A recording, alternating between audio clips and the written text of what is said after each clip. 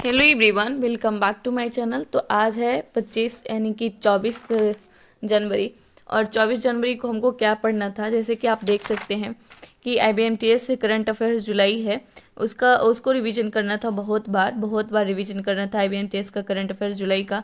उसको हम रिवीजन किए हैं और जो जो इतना हम अब सोच रहे हैं कि जो भी मॉक टेस्ट में दे रहे थे और इसको इतना लिख रहे थे, उसको उस टाइम पढ़ लेना चाहिए। तो खैर उस टाइम समझ में आता नहीं है, हमें लगता है सब इम्पोर्टेंट है और सबको लिखना ज़रूरी है, तो इतना सब कुछ लिखें, लेकिन ये कोई ज़्यादा इम्पोर्टेंस है नहीं इस चीज़ का। जैसे कि आप देख सकते हैं, विश्व प्रकृति संरक्षण दिवस जो है वो कब मनाया जाता है, तो 28 जुलाई को। अब इसके बारे में तो हमें भी पता है, प्रकृति है, प्राकृत है, नेचर है। तो इस दिन का उद्देश्य प्रकृति में संरक्षण के बारे में जागरूकता बढ़ाना है, प्राकृतिक संसाधनों का संरक्षण करना है, या जलवायु परिवर्तन का मुकाबला करने, एक स्वस्थ स्थिर समाज सुनिश्चित करने के लिए पर्यावरण के संरक्षण के महत्व पर जोर देता है। बस इसका जो विषय था 2025 का, उसको लिखना था। यह दिन हमें याद दिलाता है कि स्वस्थ पर्यावरण सभी जीवित प्राणियों के लिए एक अस्थायी भविष्य की नींव है। तो ये तो हम भी जानते हैं। तो इसको सिर्फ हम 2 लाइन में भी पूरा कर सकते थे। जब हम इसको रिवीजन करते हैं, जब पकड़ते हैं, तो यही होता है कि एक पढ़ना और नहीं पढ़ना में अंतर। और जब हम सोचते हैं कि बस 2 दिन में अपना पढ़ाई कर लेंगे, उस टाइम हमें ये सब फील नहीं होता है। जब हम पढ़ाई रियल में सीरियसली और जो भी डिसिप्लिन होके पढ़ना होता है, तब समझ में आता है कि क्या सही है और क्या गलत है। पेशेवर क्रिकेट जो है, वो 5 गेंदों में 5 विकेट लेने वाले पहले पुरुष क्रिकेटर कौन थे। तो इसमें एक आप देखिए, इसमें पूरे हमने अच्छे से लिखे भी हैं। तो आप कर्टिस कैम्पर जो है, आयरलैंड के ऑलराउंडर पेशेवर क्रिकेट हैं। वो इंटर प्रोविंशियल T20 मैच के दौरान डबलिन में बनाया गया था। और इसमें महिला की बात किया जाए तो ऑलराउंडर है जिम्बाब्वे की, जो जिनका नाम है धनलोप। और अंडर 19 T20 2024 के लिए यह कारनामा किया था। तो इसको हम 2 सेक्शंस में बांट के 3 लाइन में पूरा कर सकते थे, लेकिन इसको हम इतना बड़ा लिख लिए हैं। और देखिए, एक टाटा ट्रस्ट के बारे में आपको भी सुन के अच्छा लगेगा, या फिर आप इस चीज़ को जानने के बाद आपको लगेगा कि हम जागरूक हैं। टाटा ट्रस्ट की सहायता से भारत का पहला ट्रांसजेंडर क्लिनिक डेक्स में फिर से खुल गया है। वो हैदराबाद में है। हैदराबाद में एक ऐसी क्लिनिक है जिसे पहले 2021 में शुरू किया गया था मूल रूप से, और इसे मित्र क्लिनिक के नाम से जाना जाता था, लेकिन फिर बंद कर दिया गया। फिर टाटा ट्रस्ट की सहायता से फिर से शुरू कर दिया गया। इसे अब सबरंग कहा जाता है। अब इसे सबरंग कहा जाता है। और ये मूल रूप से 2021 में खोला गया था, लेकिन फिर बंद कर दिया गया है और फिर से खोला गया है अभी हाल में, करंट में, यानी कि जुलाई में खोला गया है। तो आप देख सकते हैं कि यहाँ जो ये सारे जो स्टाफ्स होते हैं वो ट्रांसजेंडर होते हैं, और जो डॉक्टर्स होते हैं वो भी ट्रांसजेंडर होते हैं।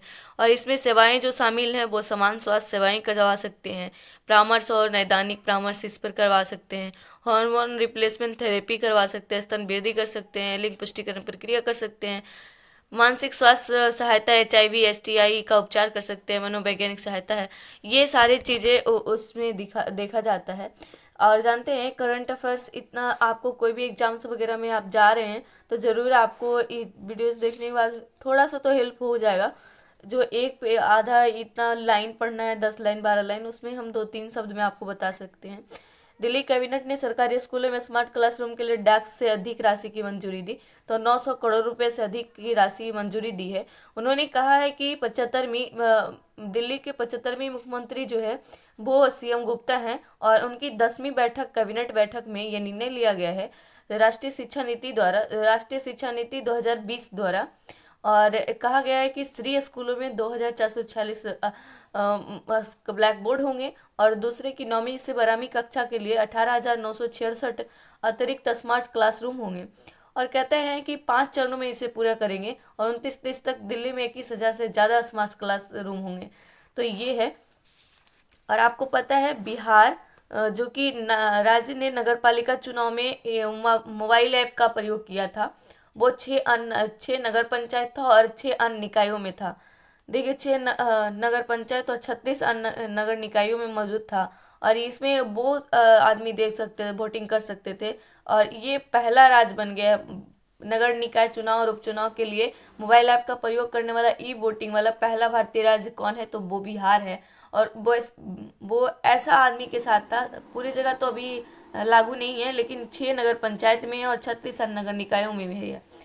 वैसे आदमी के लिए ये ऐप है कि जो आदमी विकलांग हैं, गर्भवती महिला हैं, बूढ़ा हो गए हैं, वरिष्ठ नागरिक हैं, ऐसा आदमी जो चल नहीं पाते, जा नहीं पाते, उनके लिए मतदाता का जो ऐप इंस्टॉल करना होगा वो है SECBHR करके।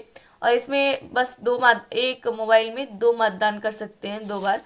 और इसकी सुरक्षा के लिए जो प्रक्रिया लॉगिन करने के लिए होता है वही है। और इसको जो इस ऐप को विकसित करने के लिए क्या चीज़ करना किया गया है, CDAC जिसका फुल फॉर्म है centre for development of advance computing, ऐसा है। और इसमें चेहरा लिया जाता है, लॉगिन करना जाता है, किया जाता है। और दूसरा है कि भारतीय राज्य प्रसारण सेवा जो है वो कब मतलब लागू हुआ था, तो 8 जून 1936 को हुआ था। नाम बदल दिया गया था 1936 को, लेकिन 1907 में इसका शुभारंभ किया गया था टाटा कास्टिंग कंपनी से, इंडियन ब्रॉडकास्टिंग कंपनी से, सॉरी। और उसको नाम बदल कर 8 जून 1936 को नाम बदल कर ऑल इंडिया रिकॉर्ड कर दिया गया है। जो कि हमें जैसे जो भी आज़ादी स्वतंत्रता के पहले का जो बात था, शैक्षिक, सांस्कृतिक और सूचना का प्रसार करती थी, और लेकिन स्वतंत्रता के बाद साक्षरता, स्वास्थ्य और कृषि विभाग के लिए किया गया।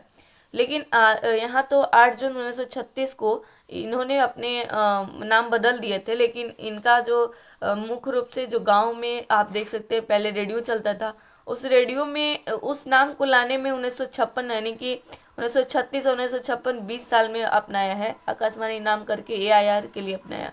पहले उसे आकाशवाणी करते थे, फिर बाद में उसको AIR कहने लगे। विविध भारती सेवा 1957 में लोकप्रिय फिल्म इसी पर संगीत पर केंद्रित थी। आकाशवाणी का आदर्श वाक्य बहुजन हिताय बहुजन सुखाय।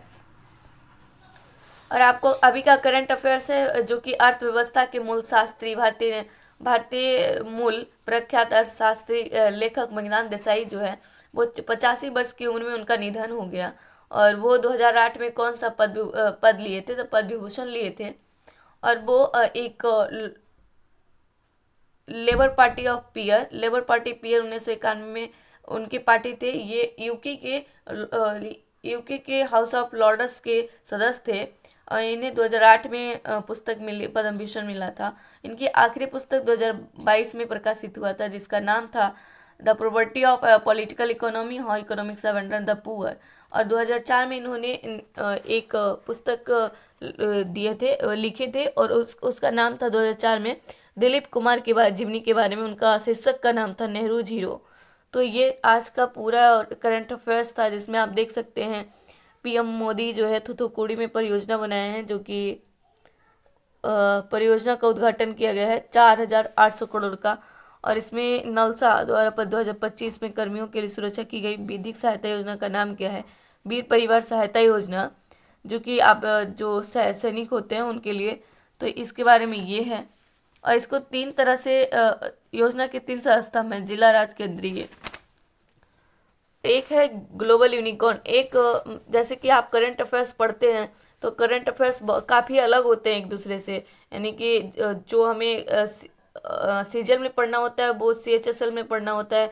ऐसा वाला करंट अफेयर्स थोड़ा थोड़ा अलग अलग होता है। जैसे कि इसका थोड़ा अलग है, और जो IB का AICO का था वो अलग था। ग्लोबल यूनिकॉर्न इंडेक्स 2025 के अनुसार 2025 में भारत में कितने यूनिकॉर्न है, तो 64 है। और सबसे अधिक $1 बिलियन वाले स्टार्टअप वाले सिर्फ 10 देश हैं। तो ऐसा कुछ इसका पूरा था, जिसमें सबसे ज़्यादा यूनिकॉर्न क्षेत्र कौन है। ड्रीम 11 के बारे में सुने हैं हम, जीरोधा नहीं सुने हैं, और रिजर्व पे नहीं सुने हैं, मतलब इतनी जानकारी नहीं हमें। ड्रीम 11 के बारे में सुने हैं, तो $8 बिलियन का है, जो कि आप देखते हैं क्रिकेट जो होता है उसमें प्रचार करता है। तो आई होप हमारी वीडियोज आपको अच्छी लगी होगी।